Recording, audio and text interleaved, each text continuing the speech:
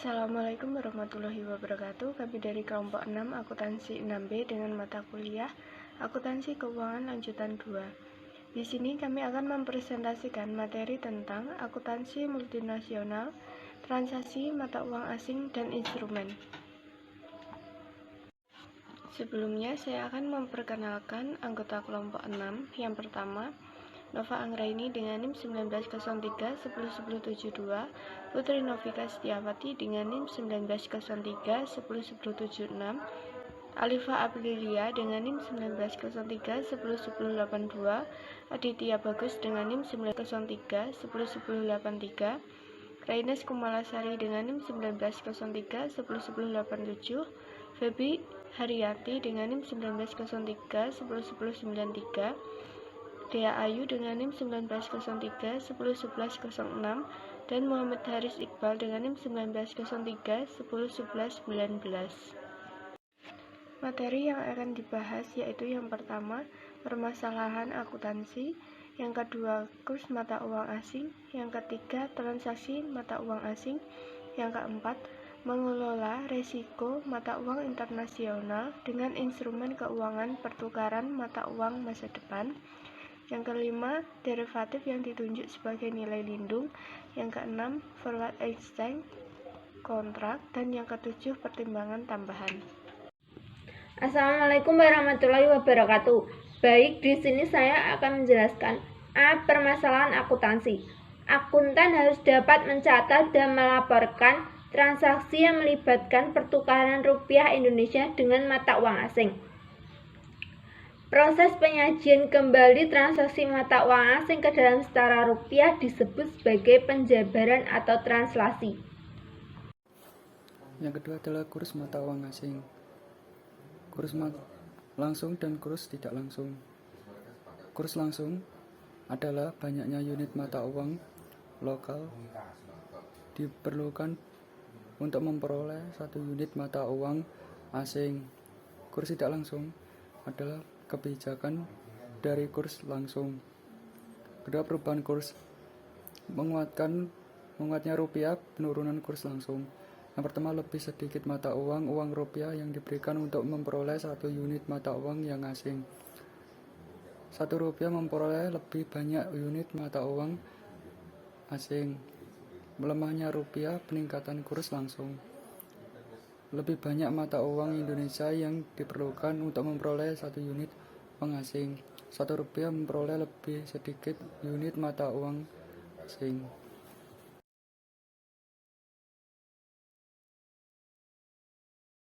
C. Transaksi mata uang asing. Transaksi mata uang asing atau foreign currency transaction adalah aktivitas ekonomi yang dinyatakan dalam mata uang selain mata uang pencatatan suatu entitas. Transaksi tersebut meliputi antara lain A. Pembelian dan penjualan barang atau jasa, impor atau ekspor, di mana harganya dinyatakan dalam mata uang asing. B.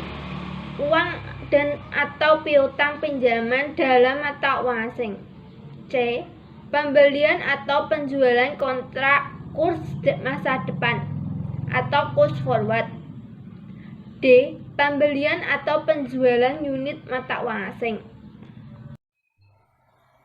Selanjutnya yaitu poin D, mengelola risiko mata uang internasional dengan instrumen keuangan pertukaran mata uang masa depan.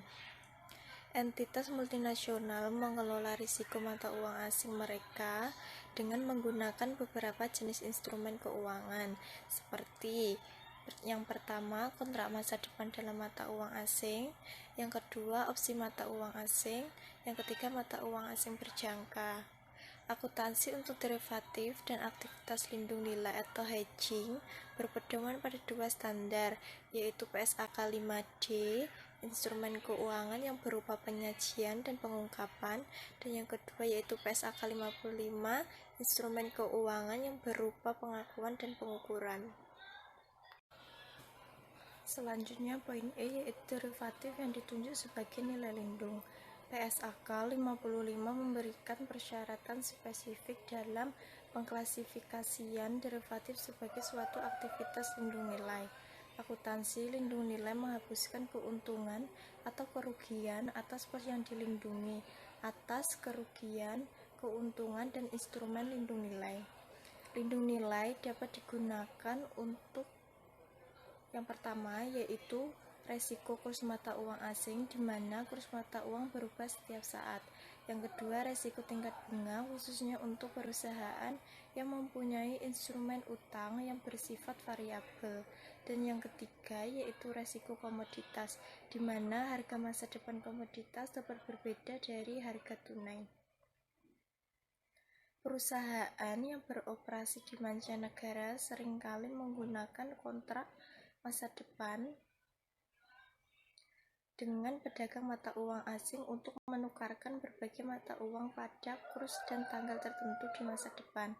Kontrak pertukaran masa depan ini diperoleh dari pedagang mata uang asing.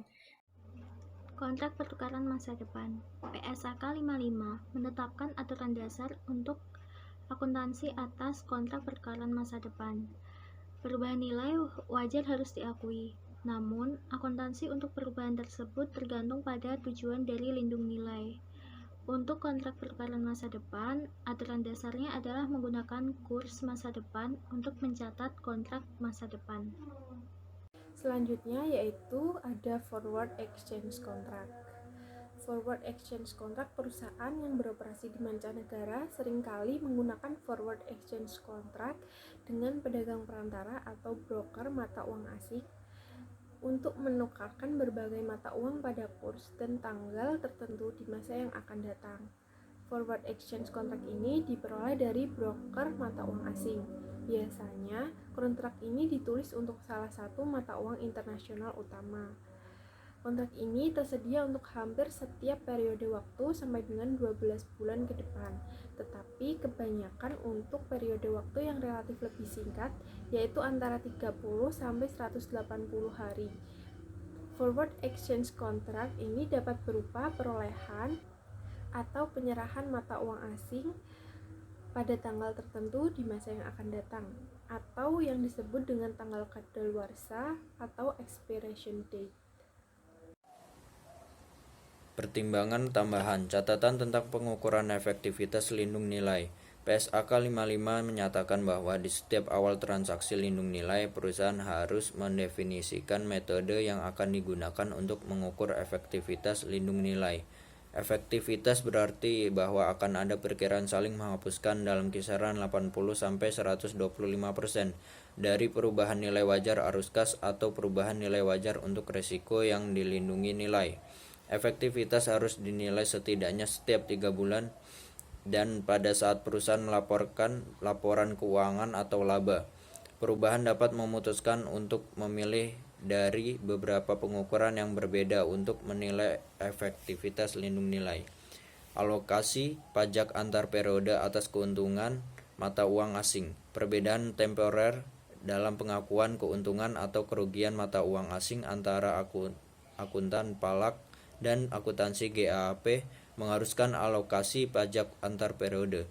Umumnya metode akrual mengakui pengaruh perubahan kurs pada periode perubahan yang berbeda dari pemilihan umum yang berlaku untuk pengakuan keuntungan selisih kurs untuk tujuan pajak pada periode. Terjadinya konversi dari item yang didenominasi dalam mata uang asing. Perbedaan temporer diakui sesuai dengan PSAK 46 pajak penghasilan. Lindung nilai investasi neto pada entitas asing. PSAK 55 menetapkan bahwa untuk instrumen keuangan derivatif yang ditetapkan sebagai lindung nilai mata uang asing yang terkena eksposur dari investasi neto dalam operasi asing, maka bagian dari perubahan nilai wajar yang setara dengan keuntungan atau kerugian transaksi mata uang asing akan dilaporkan dalam penghasilan komprehensif lain. Bagian dari penghasilan komprehensif lain tersebut dihasilkan dari lindung nilai investasi neto pada operasi asing akan menjadi bagian dari penyesuaian translasi kumulatif dalam penghasilan komprehensif lain yang diakumulasikan. Sekian presentasi dari kelompok kami, kurang lebihnya mohon maaf. Wassalamualaikum warahmatullahi wabarakatuh.